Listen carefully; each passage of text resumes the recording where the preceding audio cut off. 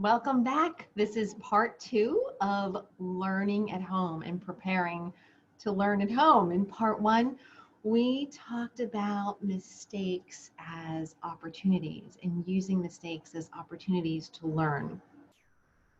And that really is part of a healthy mindset.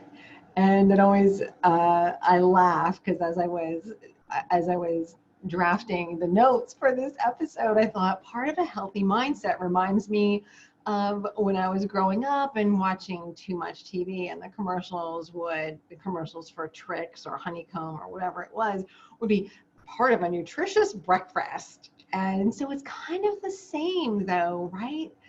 It's part of a healthy mindset, using mistakes as opportunities. And I didn't mention this last time, but honestly, if we don't use mistakes as opportunities and we don't let ourselves make mistakes, if we are faced with a choice, A or B, and we choose B and we keep kind of going in this direction, and we don't recognize like, oops, that was a mistake, or, that was okay for now, but now I need to switch over and go over here. It's going to help me to sort of switch direction, and do that as many times as we need to, sort of switching directions once we notice and making these small adjustments.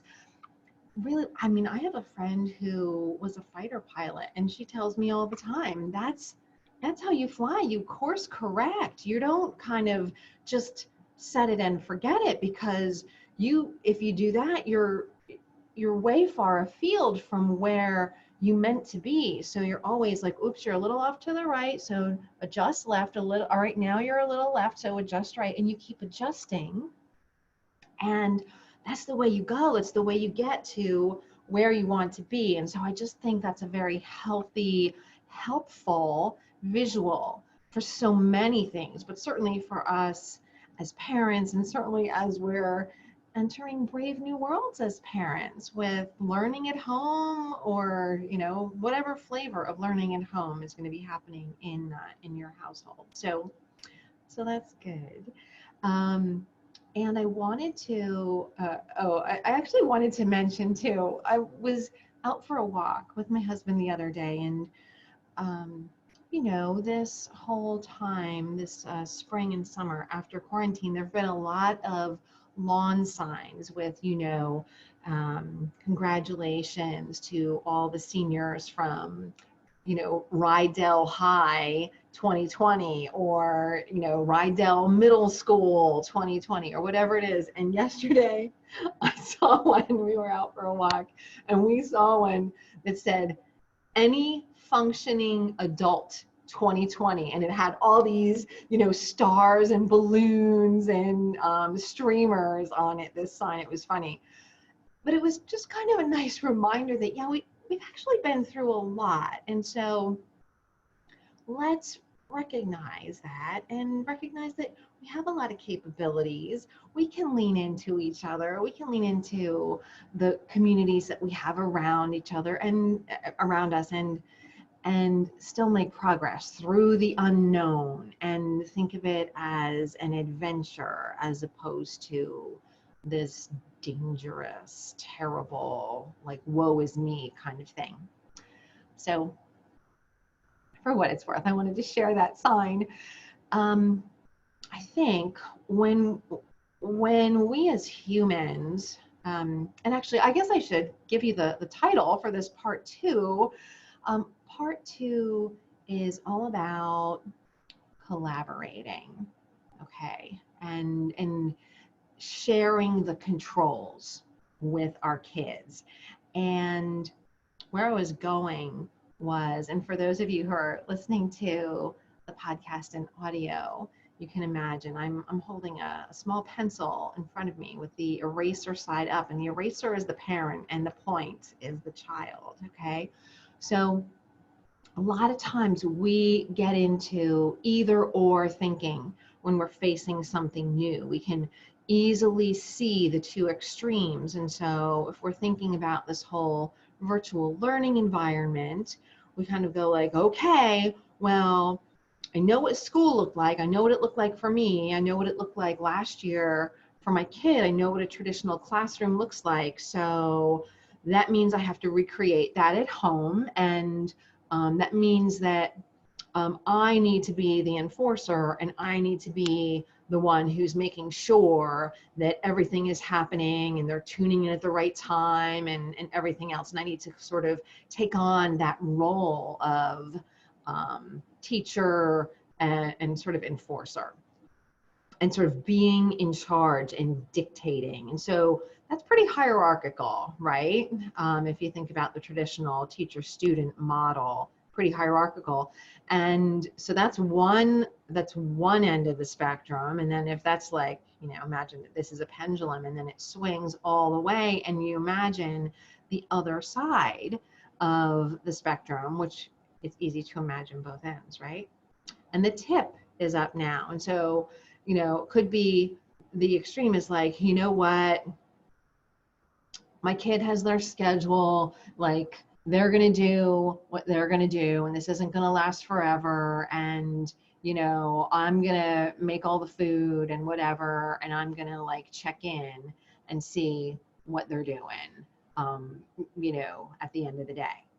And that's kind of, you know, letting the kid make all of the decisions throughout the entire day, without any discussion. So those maybe are the two ends of the spectrum. And what I would like to talk about is the fact that there's a lot of points along this pencil, right? There's a lot of different possibilities along the line of this pencil. And when I'm holding it horizontally, there's no hierarchy. If we can invite our children, and now it could be the child is 4 and we're talking about, you know, it used to be preschool. It used to be like maybe, I don't know, Montessori school, or maybe we're talking about a 10th grader or something in between, you know, any of those points along the age and development spectrum. We can invite them into a conversation. And we can, as parents, act in a way that is more of a leader, but not a hierarchical dictator, but a leader who creates the structure and says, listen, this is the structure, and here are the musts. Here are my 3 musts, whatever that conversation is. You can decide what those are, and there are some decisions that you make as the leader, and then within that structure, what are some of the ways that you can involve your kids in the conversation and let them make some decisions and let them have some input? There's lots and lots of ways, actually, if we start really breaking this thing down. Where we want to start, though, is figuring out what our musts are. And those are going to look very, very different household to household. And some of the things that will influence our own musts are the age of our children, whether or not we are working at home, and whether that work is full-time or exceedingly flexible and part-time, and whether or not we have any other help and any other adults in the home. Maybe there's a nanny that you have that you are sharing responsibilities with around the children. Maybe there's not, and maybe it's all you.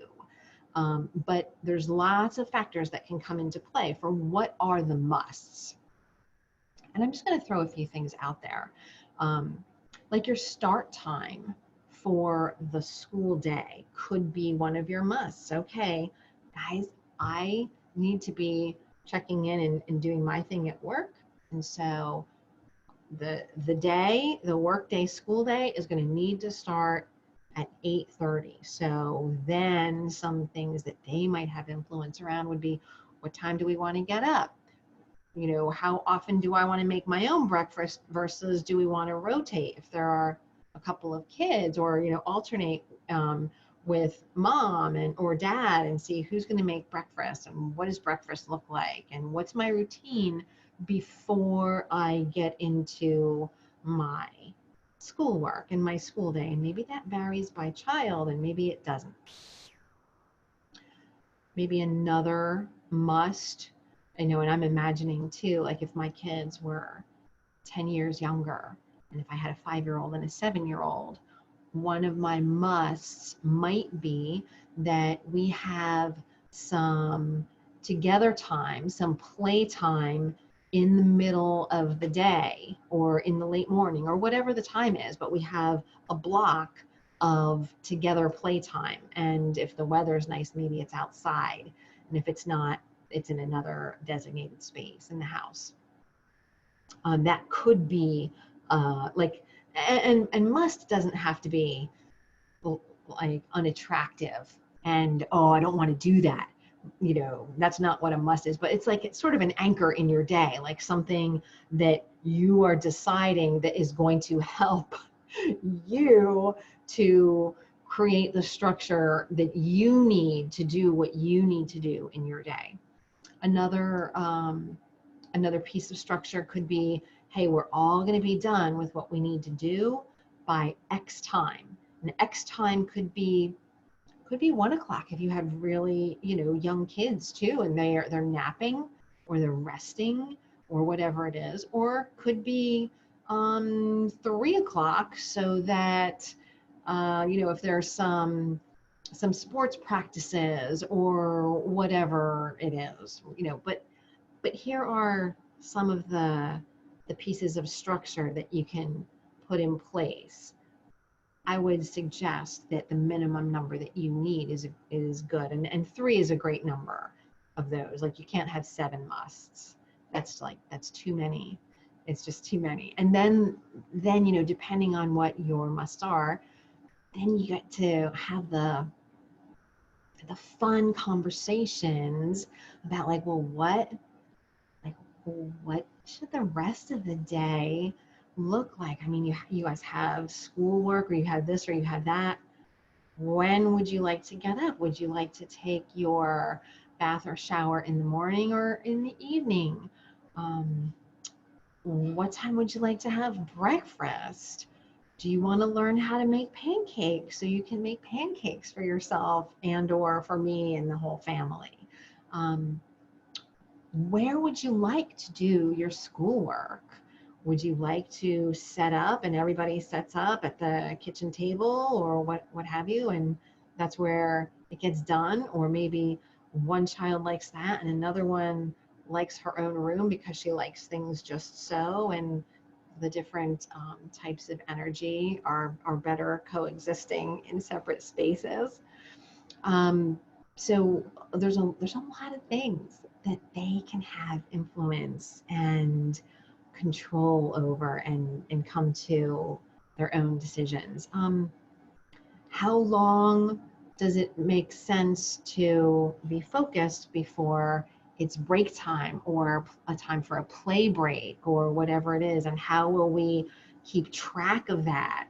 I remember when I was in Montessori teaching, they had and I know they still have them, these excellent manual kind of timers, and they were visual. So they had numbers on there for the adults, so you can set it to 15 minutes, and it would look like there was a lot of red when it was 15 minutes, but then as the clock ticked down and it was 5 minutes, there was only so much red. And so it's a great visual for a young child, to be able to see, oh, I used to have this much time and now I have this much time. And it's okay. They don't know what a minute is, but they know they have less, and they know they start to be able to calibrate for themselves what it means when there's only a sliver of red. And it's an interesting kind of tool to be able to use.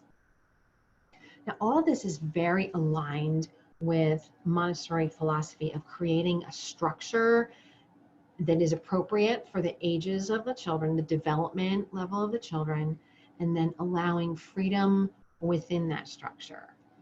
And this principle of like sharing control and allowing freedom with structure goes really, really well with the first principle from last time of mistakes are wonderful opportunities to learn. Sometimes there might be a mistake that you can highlight and share and discuss as a group and as a family. And sometimes you'll notice a mistake that you made, like, oh, I sort of thought that she was able to do that already developmentally, but I see that I actually need to give her more training in how to make toast or whatever it is. But so, a mistake, but it's really just information that you can use to course correct and say, hey, guess what? We're going to have a toast making lesson. Do you want jam or butter? And give them some decisions to make, give them some choices so they feel like they're in control. That's always, always a great idea. So, so another piece that I want to offer is that a lot of times we get very wrapped up in what specifically has to happen and what a specific outcome has to look like. And I know from my days in the Montessori classroom for sure that you never knew what it was going to be like. The thing that's much more helpful to attach to is the process and the structure of that process. This is what the process is for the day, and who knows what's going to come. Maybe Susie has a meltdown because she doesn't understand subtraction, or maybe Johnny trips and falls and sort of all bets are off because we really need to go in a different direction and all huddle around Johnny because he actually is bleeding and he needs a little encouragement, whatever it is. But to attach to the process as opposed to exactly how that it needs to look. And that's just a healthier thing for us too, because when we attach to the process, it can look a lot of different ways. And then we start to see that and be more flexible and not as rigid. And then it's easier for us to stay out of judgment with ourselves, right? Like, oh, I didn't get XYZ done. Well, that's okay, because guess what? We all had a good day together. Susie learned how to make toast. Everybody got through what they needed to get through, and everybody had a good level of positive energy or just kind of contentment and joy at the end of the day. And what you're doing in that case is you're really preserving your children's love of learning. And you are creating an environment that is very much able to either cultivate or preserve, depending on, how old your kids are. And, like if I had to say for my own, right? My own are 15 and 17. I would say cultivate joy of learning, because they've been in traditional school for a little while now, and traditional school oftentimes can kind of drain that love of learning out, because there's a lot of rules, there's a lot of musts, there's very little control, and they tend to feel put upon. And so this brave new world is a little bit of an opportunity for you to demonstrate your leadership as a parent to help cultivate an environment that's friendlier to that love of learning. And if your kids are young, if they're super young, then they already have it kind of wired in, that love of learning.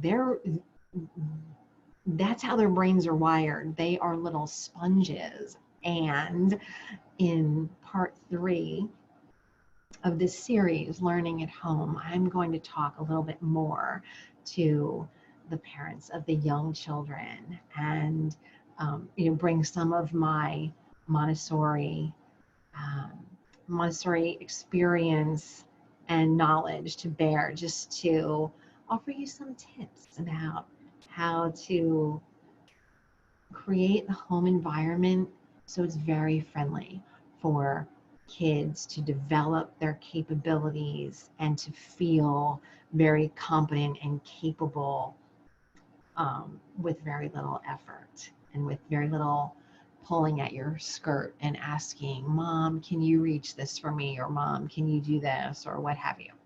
So I look forward to part 3. And until next time, be well. Bye for now.